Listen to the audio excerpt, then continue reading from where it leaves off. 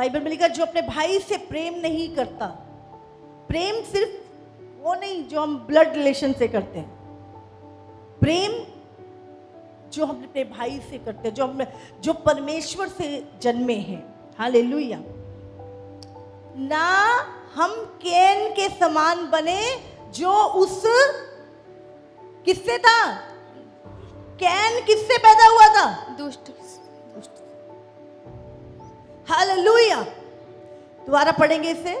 और कैन के समान ना बनो जो उस दुष्ट के समान था जिसने अपने भाई को घात किया। समझ रहे हैं, यहाँ लिखा कैन के समान ना बने जो उस दुष्ट से था। तो यहां पर समझ रहे हैं आप, यहाँ पे दो सीड की बात हो रही, एक कैन का सीड और दूसरा हाबिल का। हालेलुया। कितनों को समझ में आ रहा। और कैन के समान ना बने जो उस दुष्ट से था और जिसमें अपने भाई को घात किया। और उसे किस कारण घात किया, कोई कारण था घात करने का, क्या कारण था? परमेश्वर ने इसकी भेंट ग्रहण कर ली, मेरी घेरनी के जलन। ये जलन किसके अंदर है? शैतान के अंदर।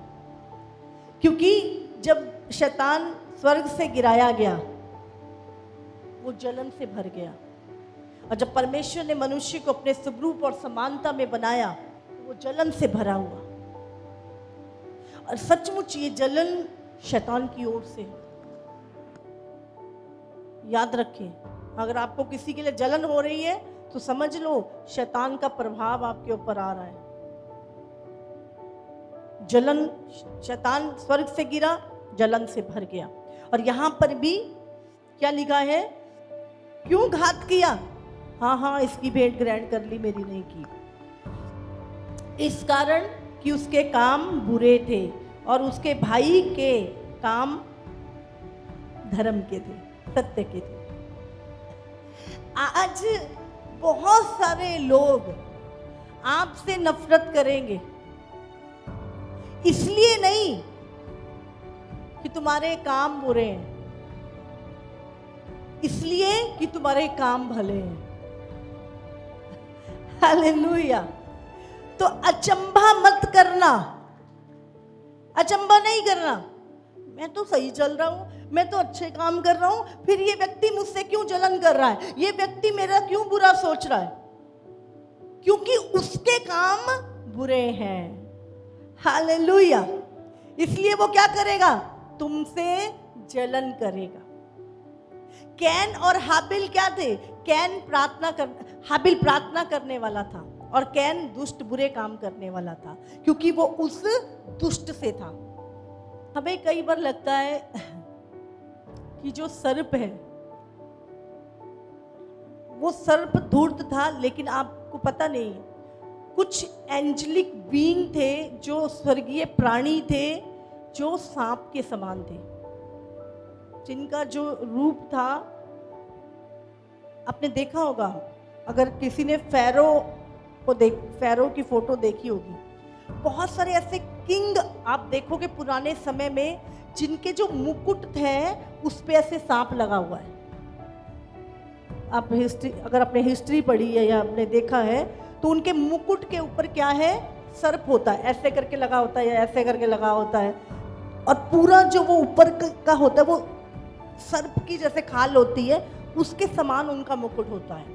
तो बताया जाता है कि ऐसे दूत थे जो सर्प के समान दिखते थे, जिनके मुकुट सर्प के समान थे, जिनकी जो बॉडी बनाई गई थी वो उसके समान थी। वो कोई रेंगने वाला नहीं, वो सर्प एक दूत था जो बातें करता था हवा के साथ रोज। और वही दुष्ट से कौन था? कैन। शैतान ने मनुष्य के डीएनए को खराब, अभी भी क्या हो रहा है, अब इन लास्ट डेज में जो चीजें हो रही हैं, अगर आप देखें इस समय पर, तो साइंटिस्ट क्या कर रहे हैं, डीएनए में मिक्सिंग कर रहे हैं। हाँ, कुत्ते का डीएनए मनुष्य के अंदर, उसका डीएनए उसकी मिक्सिंग, ये क्या हो रहा है? इस अंतिम दिनों में शैतान फिर से क्यों, वो मनुष्य से नफरत क्यों करता है? क्योंकि मनुष्य परमेश्वर के स्वरूप और समानता में बनाया गया है। हालेलुया। इसीलिए जब भी वो मनुष्य को देखता है उसको जलन से भर जाता है वो। और आज आप देखो, परमेश्वर ने सिर्फ ही और शी बनाए थे, लेकिन आज जो शैतान ने चीजें क्रिएट कर दी हैं, LGBTQ और आगे भी अभी प्लस लिखा है और भी आएंगे तरह के इंसान, वो क्या कर रहा है? मनुष्य का अस्तित्व जो परमेश्वर के द्वारा बनाया गया उसे खराब करने की कोशिश कर रहा है। एक अच्छा भला व्यक्ति, मैं कई बार पीछे से हम लोग पता नहीं कहाँ गए थे, तो किसी के बाल हरे, किसी के नीले। हाँ भाई, जो ईश्वर ने बनाया है वो बेस्ट है, लेकिन आज इंसान को लग रहा है मैं फैशन कर रहा हूं। ये फैशन सारा उसी शैतान की ओर से आ रहा है। आप जानते हैं, हनोक की पुस्तक में लिखा है कि ये जो फैशन है जो वर्ल्ड को दिया गया, आज कटे पटे कपड़े पहनने और ये सारी चीजें, ये सब भी डेविल ने दिया था। वो गिराए हुए दूत, उन्होंने ये चीजें पास आउट करी, लोगों को दिए। ये टेक्नोलॉजी और बहुत सारी चीजें उन्होंने मनुष्य को दी। आप सोचो, कई बार हमारे दिमाग में क्वेश्चन नहीं आता। हम हिस्ट्री में पढ़ते थे, आदि मानव होता था जो पत्थर से आग जलाता था। इतनी जल्दी मनुष्य इतनी आगे कैसे पहुंच गया? कहां से आ गई ये चीजें? कहां से इतना ज्ञान इंसान के पास आ गया? इतने बड़े बड़े हथियार, इतनी बड़ी बड़ी टेक्नोलॉजी, सब कुछ, कंप्यूटर, सब उससे कहां से आया? बोलो।